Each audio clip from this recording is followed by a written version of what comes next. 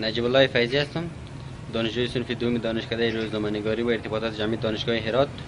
خب امروز یک سری تصویرهای جالب میخوایم از شهر هرات به شما به نمایش بگذارم. با ما باشید.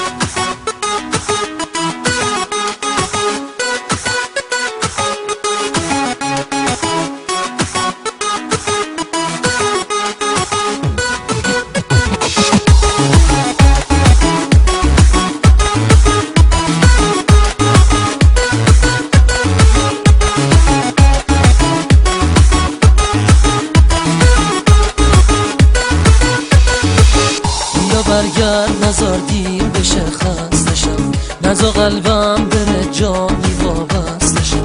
دل من تنگ شده باز بیا پیش من، بیا بازم تو گوشم یه حرفی بزن.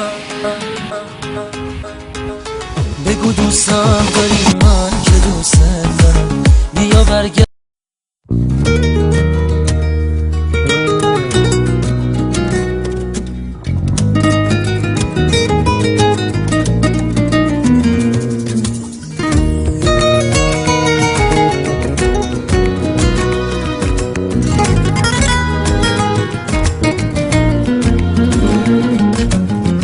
بگو هم نفسم تو بگو، چرا دیگه با دلم را نمیای؟ خر میکنی میری تنها میشم، هیچ جوریم که کوتا نمیای. بهونه میگیره دلم، تا میبینی که پیش تو گیره دلم. میری که بگم نرو عاشقتم، میری که به دنیا سیر دلم. مگه نمیدونی درگیر عاشقیم؟ نمیدونی که یادم رفته کیم؟ نمیدونی تکیه کلام منی؟ نمیتونی از من دل بکنی؟